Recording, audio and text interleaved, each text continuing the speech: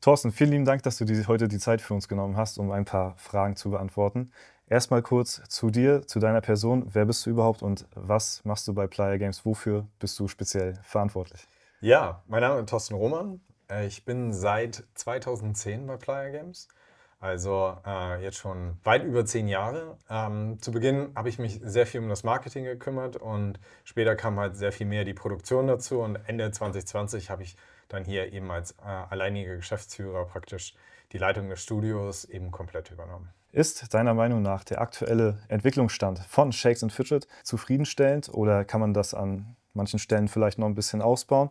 Und wie siehst du die Zukunft, um das Spiel weiterhin am Leben zu erhalten? Also zufrieden sind wir eigentlich fast nie mit den Sachen. Egal, ob es nun sehr gut funktioniert hat oder nicht so gut funktioniert hat. Und wir sind im Moment sehr intensiv in der Phase, dass wir uns überlegen, wie können wir denn eigentlich das, was wir produzieren und entwickeln, auch der Community näher halt bringen. Und was machen wir für die Zukunft? Ja, das Spiel ist letztes Jahr praktisch 15 Jahre alt geworden. Das ist schon echt eine lange, lange, lange Zeit. Und wir versuchen halt, dieses Spiel auch für die nächsten 10 Jahre, für die nächsten 10 und 15 Jahre auch weiterzuentwickeln. Und dafür machen wir uns gerade eben sehr viel Gedanken dazu, wie wir das auch aufstellen. Das ist auf jeden Fall sehr schön zu hören. Gerade mit den letzten Updates von den UI/UX-Update, was ja jetzt nun nicht unbedingt sehr positiv in der Community Nicht unbedingt, ja. angekommen ist, war es trotzdem ein wichtiger Grundbaustein, um halt eben weiterhin kommende Features auf diesen Spielstand zu integrieren und um halt eben langfristig weiterhin darauf aufbauen zu können. Ne? Ja, also gerade wenn man sich das letzte Jahr dann halt anschaut und gerade welche Updates wir letztes Jahr eben gemacht haben. Man muss halt immer bedenken, okay, hier ist ein Team gewachsen, das aus dem Jahr 2021 langsam größer geworden ist. Und auch das, was wir eben intern eben machen wollen, musste sich halt Stück für Stück anpassen. Und dieser Anpassungsprozess, das haben wir letztes Jahr eben ganz stark gemerkt, ist halt in eine Richtung gefahren, wo wir gemerkt haben, okay, wir haben versucht, auch die Community mitzunehmen. Ich glaube, das haben wir noch nicht so geschafft, wie wir es eigentlich machen können. Und da werden wir eben mehr Augenmerk drauf legen. Schön.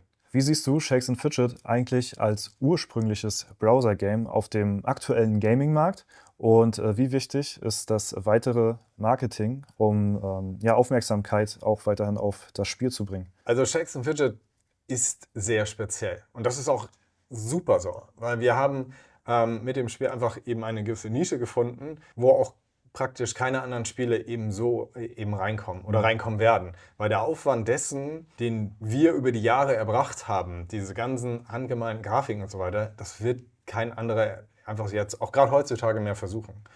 Ja, und gerade wenn es dann um das Marketing geht, Shakes Fidget ist immer noch in der Lage, neue Spieler ins Spiel zu bekommen. Und das ist nicht bei vielen Spielen so. Und deswegen ist das Marketing und die gesamte Drumherum, was wir in den letzten Jahren gestaltet haben, auch mit den Influencern, mit den Creatoren und so weiter, ist super wichtig geworden. Was war der größte Meilenstein in der Geschichte von Shakes Fidget und wie hat er sich auf das Unternehmen dahinter ausgewirkt? Also ich glaube, es ist echt schwer zu sagen, ne? Es gab diese eine Sache. Also diese eine Sache müsste dann theoretisch gewesen sein, dass wir Shakes Fidget gemacht haben. Aber wenn man jetzt sagt, okay, wenn man sich die Geschichte der Spielzeit anguckt, dann war es zu Beginn eben eine ganz wichtige Sache, die passiert ist. Wir sind sehr, sehr früh auf Android und iOS rausgekommen. Das heißt, wir hatten schon in 2011 so eine Art App. Ne? Da war der App Store gerade ein Jahr alt. Und das Spiel war Cross-Plattform. Was bedeutet, über die Jahre hat es immer weiter abgenommen, dass wir überhaupt im Browser Werbung machen konnten, aber neue Spieler kamen über die mobilen Endgeräte halt rein. Deswegen sind hier dieses deutsche Phänomen von Browser-Games, das ist ja etwas, was ganz viel nur aus Deutschland gekommen ist, sind halt deswegen viel kleiner geworden und gibt es teilweise auch gar nicht mehr. Und das hat eben Shakes Fidget eben einfach die Möglichkeit gegeben, wesentlich leichter über die Zeit halt auch da zu sein und zu bestehen. Und später haben es halt ganz viele eben kopiert, weil wir eben schon nicht so ein klassisches Browser-Game waren. Wir waren halt immer fast schon wie so ein Client-Game, weil du es eben deinen Charakter auf verschiedenen Devices halt spielen konntest. Und das war mit Sicherheit ein ganz wichtiger Baustein. Und Jahre später ist es so, das war dann im Jahr 2015, da haben wir im Team zum ersten Mal an den Punkt gekommen, wo wir gesagt haben, hey, wir müssen etwas wesentlich Größeres noch in das Spiel wieder implementieren, zu sagen, das kann nicht das Ende des Spiels gewesen sein. Und damals haben wir die Festungen zum Beispiel halt rausgebracht. Das war für das Gameplay super, super wichtig und das haben wir dann halt auch fortgeführt. Dann haben wir das Frontend damals etwas überarbeitet und eben von Flash halt loszukommen. Das war halt das Ganze, wie das ganze Frontend funktioniert hat und wir sind sehr früh zu Unity ins Frontend gewechselt, was auch sehr früh für alle anderen gewesen sind. Und jetzt sind sie auch, sehr viele andere Spieler haben dort auch hingewechselt. Das war halt auch mit Sicherheit ein super wichtiger Part. Und so die letzten 5, 6 Jahre, da war mit Sicherheit der Teil super wichtig, dass wir die Zusammenarbeit mit Creatoren, mit großen Influencern wie Simon Unge und so weiter gestartet haben. Und dadurch ist eben auch ein ganz großer Teil unserer Community entstanden. Wie wichtig ist die Community von Shakes and Fidget und inwiefern beeinflusst sie die Entwicklung des Spiels? Die Community ist praktisch Shakes and Fidget. Ja, also das ist, man kann das immer schwer sagen, wer gehört zur Community, wer nicht, wer möchte sich gerne zur Community von Shakes and Fidget dazuzählen. Und der Einfluss der Community auf das Spiel haben wir versucht im letzten Jahr in das Spiel halt reinzubringen. Und ich bin der Meinung, dass wir das wesentlich besser hinkriegen können. Und das haben wir auch in dem Team jetzt eben ganz deutlich auch besprochen, wie wir das eben besser umsetzen können und das Feedback von der Community auch so einbinden können, dass wir sagen, okay, wir haben mit euch darüber gesprochen, ihr möchtet gerne und am Schluss kommt etwas ins Spiel, wo dann auch klar das Feedback ist, hey, das kommt von euch. Es ist ja häufig so, dass man auch darüber sprechen muss, was man halt geändert hat und dass das auf Feedback der Community halt basiert. Und darauf werden wir uns dieses Jahr sehr viel fokussieren. Man hat es ja schon in der Vergangenheit auf jeden Fall gemerkt, dass man Klassen released hat und halt eben die Community deutlich danach gefragt hat, okay, welche Fähigkeit wollt ihr halt eben bei der Klasse haben, ne? Welche Klasse wollt ihr überhaupt haben und dann halt eben die Auswahlmöglichkeit, um halt eben danach dann sich nach der Community zu richten. Also ist ja dahingehend auch die Community irgendwo ein Bestandteil dessen, welche Klassen jetzt heutzutage auch in dem Game drin sind. Ne? Ja, absolut. Und das werden wir dieses Jahr auch noch ein Stück ausweiten, dass wir eben die Community noch mehr mit reinnehmen und noch mehr praktisch Einfluss drauf nehmen können, okay, welche dieser Klassen sollen es denn werden? Weil ich glaube nämlich, dass wirklich die Community von Shakes and Fidget für Shakes and Fidget halt wirklich extrem von Bedeutung ist, weil wer weiß mehr, was die Spieler wollen, als die Spieler selbst. Ne? Ja, das ist auf jeden Fall so. Und wir müssen ja einfach an den Punkt halt kommen, zu sehen, okay, was begeistert auch die Community? Ja, also wir können ja, manche Ideen, die aufkommen in der Community, sind natürlich so, wo wir sagen, es ist natürlich nicht umsetzbar. Es gibt Sachen, wo wir sagen, das macht auch keinen Sinn. Aber es sind ganz wichtige Punkte, wo wir eben viel mehr nachfragen können, wo wir gucken können, wie sammeln wir eigentlich das Feedback, dass möglichst viele auch an diesem Feedback dann teilnehmen können, um das einfach in unsere Entwicklung einfließen zu lassen. Was dafür natürlich notwendig ist, wir brauchen mehr Zeit dafür. Das heißt, natürlich wirkt sich so ein Prozess auf die Entwicklungszeit von einem neuen Feature halt aus. Aber ich glaube, das ist der richtige Weg. Als nächstes kommt eine Frage, die mich persönlich auch wirklich sehr, sehr interessiert. Wie entsteht neuer Content eigentlich für Shakes and Fidget und wonach wird entschieden, welche Features final entwickelt werden? Ja, also ich glaube, da lohnt es sich mal einen Blick zurückzuwerfen. Insofern, wie ist es denn praktisch früher eben erstmal entstanden? Früher war es ja erstmal so, wir waren ja immer ein sehr kleines Team hier. Das heißt, bis zum Jahre 2020 sind wir ja nie mehr als 10 Mitarbeiter gewesen. Das heißt, damals war es immer so, dass teilweise die ehemaligen die Idee hatten zu sagen, lass das doch machen, das habe ich in einem anderen Spiel gesehen, ja, lass das mal für Shakes and Fidget machen. Das war immer ein Prozess, der relativ spontan entstanden ist und wir hatten ja auch nie so gesehen einen großen Plan fürs nächste Jahr oder irgendwie, sondern waren einfach so gesagt, ja, dann machen wir das, ja, wir müssen noch was machen. Das hat sich erstmal dann ab 2021 wirklich sehr stark geändert. Insofern, dass wir gesagt haben, hey, wir müssen erstmal gucken, wie wir den alltäglichen Prozess, wo es um Bugs, wo es um Events im Spiel halt geht, dass wir den sicherstellen und dort immer einen gewissen Update, einen neuen Zyklus eben haben, Sachen halt weiterentwickeln. Wenn man jetzt zum Beispiel eben den Legendary Dungeon halt nimmt, ist der zum Beispiel noch aus der Zeit entstanden, wo die ehemaligen Gründer da eben dabei gewesen sind und dann gab es eine Grundidee dazu, wie wir die ins Spiel halt reinbringen. Und die haben wir natürlich auch häufiger dann iteriert und immer weiterentwickelt. Man muss natürlich dazu sagen, nach 21, 22, 23 kamen wir in 24 auch an den Punkt zum ersten Mal zu sagen, hey, wir haben das Backend überarbeitet, von einer alten Sprache in eine neue Sprache oder eine besser geeignete Sprache mittlerweile eben gewechselt. So, und dann war für uns eben der Punkt ganz wichtig, okay, wie gehen wir jetzt den Prozess halt an? Und da haben wir uns gerade Ende letzten Jahres sehr viel Gedanken zu gemacht, wie wir auch eben in 2025 das Spiel weiterentwickeln werden. Und da wird eben ein Prozess halt angestoßen, dass wir sagen, okay, wir haben weiterhin die Dinge, die regelmäßig im Spiel stattfinden werden und werden uns dann größeren Features halt zuwenden und werden da die Community halt auch mit einbinden, in welche Richtung wir was halt entwickeln halt werden. Und wenn wir dann etwas mehr in den Prozess halt eintauchen, ist es so, klar, wenn wir gemerkt haben, okay, das ist etwas, wo die Community auch sagt, oder wir sehen es auch an den Zahlen im Spiel, da wird es langweilig, da churnen die Leute halt raus, sagen wir, hey, vielleicht wäre es gut, wenn wir für diesen Levelbereich ein neues Feature halt finden. Und dann würden wir natürlich in die Interaktion halt gehen, intern halt sagen, hey, welche Vorschläge, welche Ideen habt ihr? Und da wird halt praktisch auch wirklich das ganze Team mit einbezogen. Und dann werden Ideen halt entwickelt. Und diese Ideen wollen wir in Zukunft dann halt mehr mit der Community eben, ich sag mal, challengen, zu sagen, hey, was findet ihr denn besser? Wo seht ihr denn einen Mehrwert auch mehr fürs Spiel und für die Community? So, in diesem Prozess, der wird mehr Zeit in Anspruch nehmen. Den haben wir bisher so noch nicht gemacht. Aber es ist mit Sicherheit sinnvoll, dass wir das so machen. Okay. Was macht die Arbeitskultur bei Playa Games aus und wie wird dafür gesorgt, dass die Mitarbeiter inspiriert und auch motiviert bleiben? Ja, also das war uns und ist uns ein sehr, sehr wichtiger Faktor. Gerade nachdem wir den Wandel eben hatten, hier ab 2021, also vor praktisch ungefähr 4 Jahren, haben wir gesagt, okay, das war ja noch am Ende der Corona-Zeit, wo ich schon so war, zum ersten Mal alle sind sie im Homeoffice.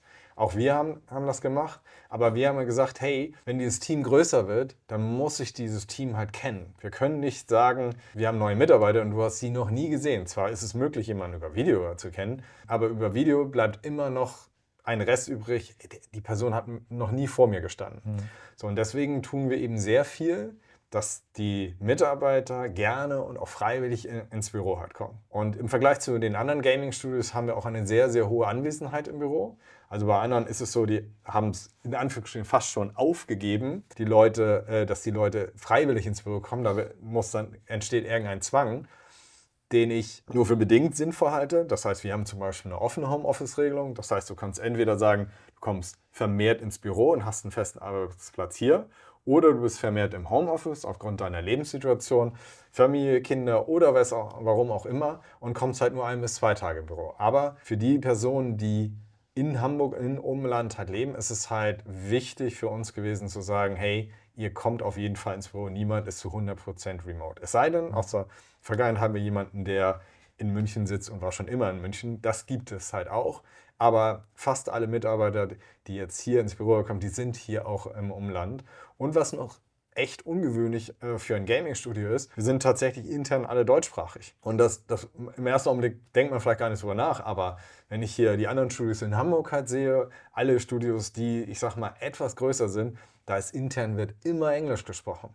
Was einerseits ganz cool ist, und wir sprechen ja auch mit den anderen Studios, die wir in der Gruppe halt sind, natürlich auf Englisch. Aber intern, wenn wir jetzt ein Creative Meeting haben, wo wir uns alle zusammensetzen, wo 10 Leute in einem Raum sitzen und Ideen einwerfen, dann ist es einfach für die meisten leichter, diese Ideen zu formulieren, diese Ideen einzubringen und trauen sich viel eher, diese Ideen auch zu äußern, bevor man dann sagen muss, ich habe mein Englisch und ja, ne? Manchen fällt das super leicht, aber auch nicht. Und deswegen haben wir da auch einen sehr Fokus drauf gesetzt. Und wir haben natürlich versucht, das Büro so zu gestalten, dass es hier sehr zentral halt liegt, dass wir übernehmen, wenn die Leute ins Büro halt reinkommen, zu sagen, hey, die Anfahrt kostet euch auch nichts ins Büro. Dass wir es versucht haben, mittags hier Essen zur Verfügung zu stellen. Also wir haben einige Benefits, wo wir gesagt haben, Das sind immer wieder Punkte, die die einen oder anderen motivieren, dann ins Büro zu kommen. Das haben wir ja schon beim Rundgang so gesehen. Also ich muss sagen, es herrscht hier wirklich eine sehr schöne Atmosphäre in den gesamten Bürokomplex hier von Playa Games und man fühlt sich hier auf jeden Fall sehr wohl. Das ist so auf jeden Fall mein erster Eindruck von dem, was ich hier so mitbekommen und gesehen habe. Und gerade in der Zeit, wo heutzutage alles so auch seit Corona über das Homeoffice geht, sind wir ehrlich, arbeiten die meisten ja auch lieber von zu Hause aus, weil es ja auch sehr bequem ist. Ne? Deswegen ist es wahrscheinlich gerade auch dann wichtig, den Mitarbeitern hier dann auch schöne Anreize zu geben, damit sie dann auch wirklich motiviert Auf jeden sind. Fall. Es ist eigentlich so ein bisschen Homeoffice versus Büro. Und warum sollte ich ins Büro kommen, wo am besten ein sehr großer Raum ist, wo ich mir das Essen besorgen muss, wo ich noch lange Anfahrtzeiten halt habe und so weiter. Es gibt halt dann viele Dinge, die einfach gegen ein Büro halt sprechen. Aber auf die Dauer wird ein Team nicht so gut funktionieren, wenn praktisch man kann es eher sagen, Sozialisierung von den Leuten halt nicht stattfindet. Und du hast halt 10 Leute, die sich am besten nie gesehen haben, die vielleicht effizient und selber sehr engagiert eben in den Sachen arbeiten und auch von zu Hause wunderbar arbeiten können. Aber wenn die sich nie getroffen haben, dann kann es auch schnell so sein, oh, die 3 haben die Firma halt verlassen. Und das ist das, was dem Blödesten, was ein Team geschehen kann, wenn du die Leute eingearbeitet hast und dann sind sie weg. Und deswegen, wir haben eine sehr, sehr, sehr, sehr geringe, praktisch gar keine Fluktuation im Team. Und das, denke ich, zeichnet uns deswegen halt auch viel aus und deswegen können wir sehr kontinuierlich an Projekten arbeiten. Wie kam es nach all den Jahren zum Content Creator Programm und welche Ziele werden damit verfolgt? Ja, also das Content Creator Programm ist ja praktisch, ich möchte schon fast die Spitze dessen sagen, wie die ganze Arbeit mit den Content Creatern, mit den damals den Influencern gestartet ist. Ne?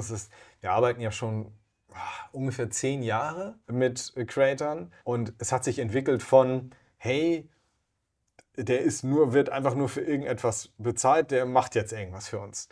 Und da haben wir gemerkt, natürlich funktioniert das nicht. Die Leute müssen das Spiel halt mögen. Und das ist halt ein Entwicklungsprozess, der über die letzten Jahre entstanden ist.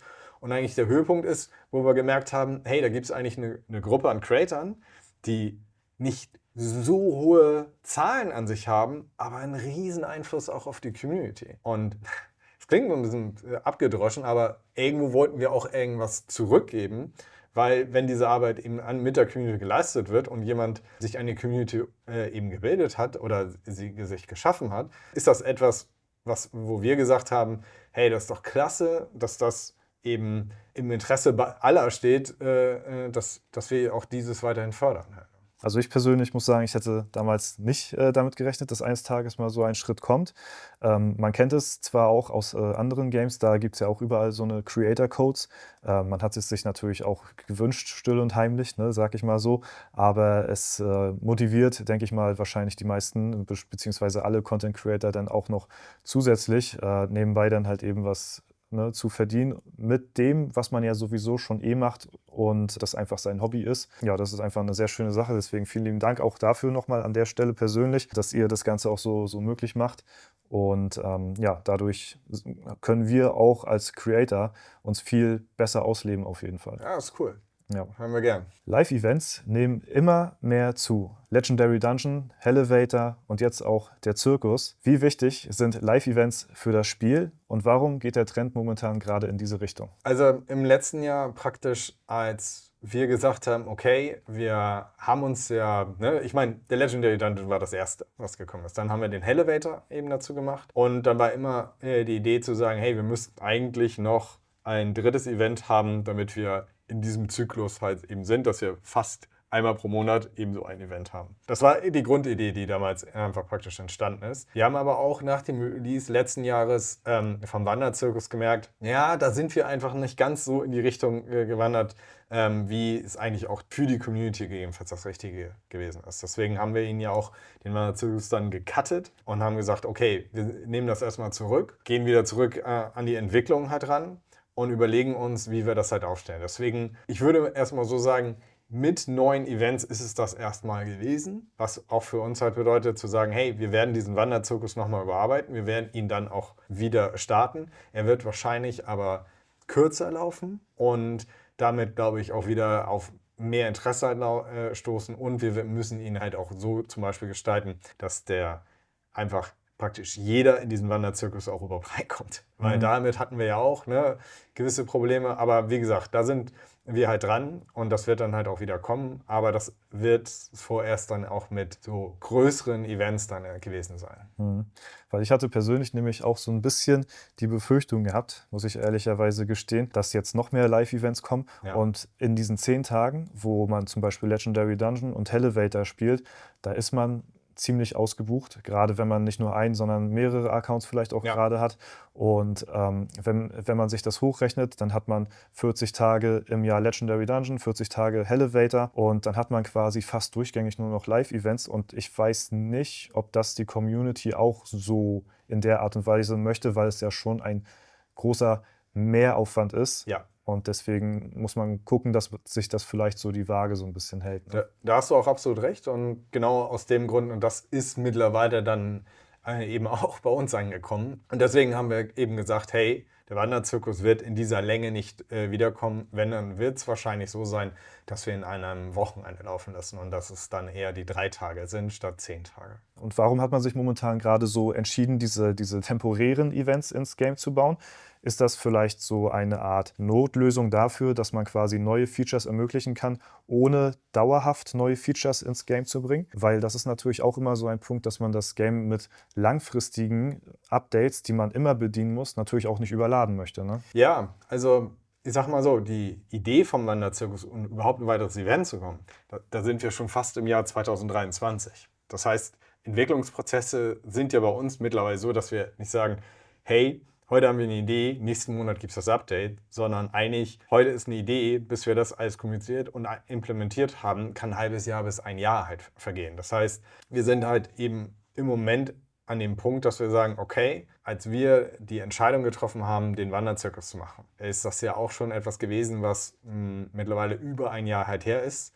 Und es ja auch gezeigt hat, dass wir lange brauchen für die Entwicklung dieses Features. Aber wie du schon sagst, es war halt so, es ist zu dem Augenblick uns leichter gefallen zu sagen, hey, dieses Event zu implementieren, als ein großes Feature zu implementieren. Und manchmal haben wir natürlich intern so den Druck, hey, jetzt haben wir den Spielern für die nächsten 3 Monate eigentlich keine große Sache.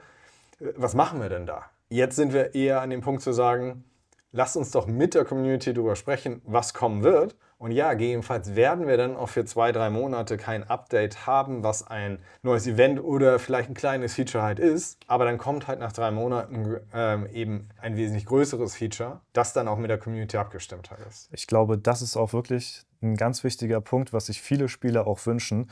Und zwar, dass halt eventuell ein bisschen mehr wieder Zeit und Entwicklungsprozess in die Updates reinfließen und damit am Ende des Tages auch ein rundes Produkt rauskommt. Und dann nehmen die Spieler, denke ich mal, auch sehr gerne in Kauf, dass mal ein Vierteljahr oder so gar nichts passiert, ohne dass die Leute das Gefühl haben, okay, das wurde jetzt einfach so rausgehauen und dann nimmt man das zum Beispiel beim Zirkus das nach 2 Tagen wieder zurück.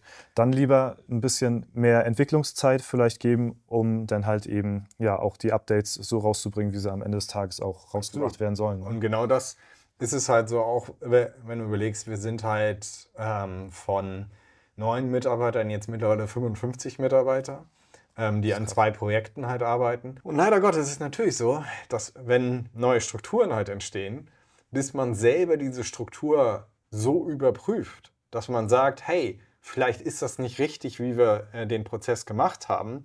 Und zu sagen, hey, jetzt müssen wir wirklich diesen Zug mal anhalten und zu sagen, fährt er denn überhaupt noch in die richtige Richtung? Braucht es in dem Sinne Zeit und die haben wir uns aber genommen und ich glaube, da sind wir jetzt auch auf dem richtigen Weg. Das ist sehr schön zu hören, ja. Welche neuen Features oder Entwicklungen können Spieler in Zukunft erwarten? Worauf liegt bei euch momentan gerade so der Fokus? Ja, also die Erwartungshaltung, die wir uns selber auch eben gegeben haben für dieses Jahr, ist, dass wir weniger kleinere Sachen machen und uns mehr darauf konzentrieren, wieder in dem Sinne wirklich einen Content für das Spiel zu bringen. Also bleibenden Content im Spiel. Da sind so Namen, die man dann in dem Sinne schon mal so droppen kann, wie die Schatzsuche. Ist etwas, ein Feature, wo wir intern schon gearbeitet haben. Aber das ist noch weit von dem Punkt halt, dass wir da Näheres drüber sagen können. Aber es sind halt Dinge, wo wir halt wissen, okay, daran lohnt es sich aus unserer Sicht wirklich zu arbeiten und wir werden uns da auch eben Feedback von der Community reinholen. War das jetzt ein kleiner Leak gewesen? So ein bisschen. Wo siehst du Shakes Fidget und die Gaming-Branche im Allgemeinen in den nächsten Jahren? Ja, ich meine, wenn man jetzt sagen würde, ein bisschen Glaskugel, also die Gaming-Branche macht gerade die aus meiner Sicht schwerste Phase durch, die ich überhaupt seit 14 Jahren eben gesehen habe. Wenn ich mit, ich sag mal, eher noch älteren Hasen halt als mich halt eben spreche, die dann halt nochmal 10 Jahre älter sind, die sagen so, ja, das war damals, hatten wir auch. Das war eher Anfang der 2000er. Nochmal so eine Phase, wo viele Studios geschlossen wurden und so weiter. Und wir haben auch eben den Punkt, dass wir komplett durch die Branche irgendwo über 20% des Personals entlassen worden sind, sehr viele Spiele eingestellt wurden, sehr viele Spieleentwicklungen eingestellt wurden. Das hat uns in keiner Weise eben betroffen. Und ich glaube, es ist halt super wichtig, wenn du eben auf Dauer wirklich mit der Community arbeitest, dich darum bemühst, die Spiele halt wirklich weiterzuentwickeln, dann können diese Spiele unheimlich lang laufen, weil wir haben ja früher, als wir das Spiel entwickelt haben, war immer noch so die Idee, ja, mal gucken, ob es nächstes Jahr noch läuft. Mittlerweile sind wir an dem Punkt, es gibt keinen Grund, warum dieses Spiel auch nicht 25 oder 35 Jahre laufen sollte. Es ist ja einfach nur so, dass es ja schon Spiele gibt, die mittlerweile eben so lange online halt sind. Und deswegen sehe ich die Gaming-Branche, ja, die durchschreitet gerade so eine Phase, wo sie sich wieder gerade biegen muss und übertrieben teure Produktionen viele eben eingestellt werden. Es wird bestimmt noch 1-2 Jahre dauern, aber dann wird es da auch wieder ein bisschen so das Licht am Ende des Tunnels zu sehen sein.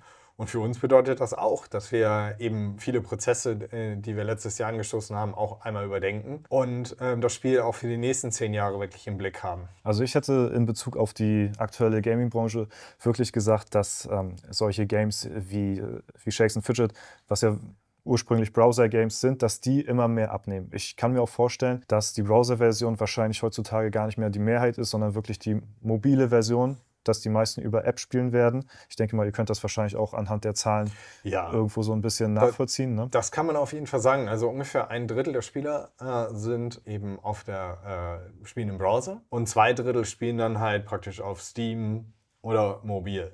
Halt, ne? Und deswegen habe ich immer gesagt, es muss halt auch immer so sein, dass dass die Leute die Möglichkeit haben, entweder auf dem einen zu spielen oder auf dem anderen und den Account fortzuführen. Weil, wenn man sagt, wir machen nur ein mobiles Spiel oder Mobile Game, wo du sagst so, okay, dann bist du da draußen halt auch sofort in der Problematik, dass du ganz, ganz viele teure Produktionen halt hast und du nicht dieses Asset mit ausspielen kannst, zu sagen, hey, wir haben auch eine Community. Vielleicht mag ein Teil der Community auch das neue Spiel und kann diesem neuen Spiel auch einen gewissen Schwung halt mitgeben, zu sagen, hey, dann gibt es schon mal Leute, die das Spiel spielen, weil das ist so ein bisschen, übertrieben gesagt, man setzt sich ungern in ein leeres Restaurant.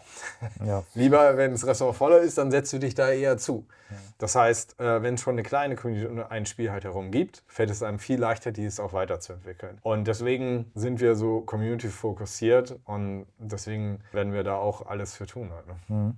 Man sieht ja schon so ein bisschen Anpassungen auch in der Browser-Version, dass das Ganze auch in die Richtung Mobile geht. Ne? Zum Beispiel die Dungeon Map wurde so konzipiert, dass sie halt eben überarbeitet worden ist, dass sie scrollbar ist jetzt auch, dass es am Handy halt einfach übersichtlicher ist, überschaubarer. Und deswegen dachte ich mir schon fast, dass halt eben der Trend halt eben auch in diese Mobile-Richtung geht. Es ist halt eben nur so, dass halt Shakes Fidget ein Browser-Game so im Kern ist. Ja. Ne? Und ich fand es auch ein bisschen schade, dass die Landkarte bzw. die Dungeon-Karte entfernt worden ist. Ne? Aber ich denke mal, man geht entweder mit der Zeit oder man geht mit der Zeit halt. Und so ein bisschen muss man sich wahrscheinlich da auch anpassen, denke ich mal. Ja, das Ding ist, fällt es ja sehr schwer, unterschiedliche Versionen teilweise zu machen. Wenn man sagen würde, das Spiel sieht am Browser so aus, auf dem Handy so, bei Steam so, du hast halt immer größeren Entwicklungsaufwand und irgendwann hast du, um zu sagen, hey, das eine Update zu machen, müssen wir ja auf den ganzen Plattformen, damit es vernünftig funktioniert. Und manchmal ist es dann so, wir sagen, hey, das ist aber der gemeinsame Nenner. Wie es dann funktioniert. Funktioniert das auf allen Plattformen? Und dann gibt es gewisse Entscheidungen, wo wir sagen, ja, natürlich ist das dann einfacher intern halt für uns halt. Ne? Aber wie gesagt, mit der Stadt haben wir das zum Beispiel ja nicht gemacht, dass wir gesagt haben, die ist quetschbar.